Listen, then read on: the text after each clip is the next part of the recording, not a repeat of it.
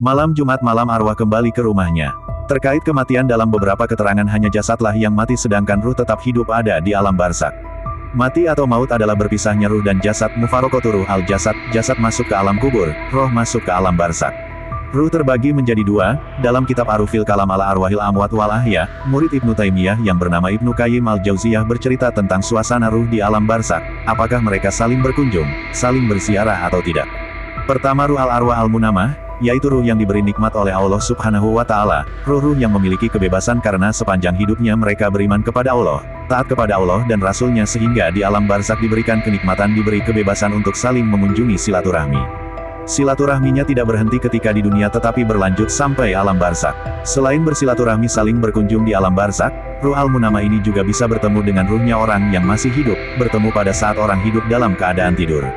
Karena tidur itu saudara dekat dengan kematian, tidur adalah mati yang tidak sempurna, adapun mati adalah tidur yang sangat sempurna. Maka kadang-kadang orang yang tidur dalam mimpinya bertemu dengan orang-orang yang telah meninggal dunia. Kedua al-arwah al-mu'adzabah, yaitu ruh yang disiksa, yang dipenjarakan oleh Allah Subhanahu wa Ta'ala, yaitu ruh-ruhnya orang yang durhaka, maka mereka tidak akan bisa kemana-mana, disiksa, tidak bisa saling bersiarah, tidak bisa ketemu dengan orang-orang yang baik. Malam Jumat ruh atau arwah kembali ke rumah. Hari Jumat mendapatkan julukan Sayyidul Ayam atau Rajanya Hari. Dengan kata lain, Jumat menduduki posisi paling utama di antara hari-hari lainnya dalam sepekan. Al-Imam Al-Syafi'i dan Al-Imam Ahmad meriwayatkan dari Sa'ad bin Ubadah sebuah hadits. Rajanya hari di sisi Allah adalah hari Jumat. Ia lebih agung daripada hari raya kurban dan hari raya fitri. Di dalam Jumat terdapat 5 keutamaan. Pada hari Jumat Allah menciptakan Nabi Adam dan mengeluarkannya dari surga ke bumi. Pada hari Jumat pula Nabi Adam wafat. Di dalam hari Jumat terdapat waktu yang tiada seorang hamba meminta sesuatu di dalamnya kecuali Allah mengabulkan permintaannya, selama tidak meminta dosa atau memutus tali silaturahim. Hari kiamat juga terjadi di hari Jumat.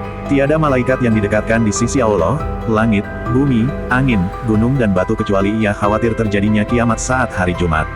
Keistimewaan lain malam Jumat yaitu pada malam itu arwah atau ruh yang sudah meninggal berkesempatan mengunjungi rumahnya di dunia. Dalam kitab Iyanatut Talibin Juz 2 ada kisah arwah yang datang ke rumahnya di dunia menengok aktivitas keluarganya.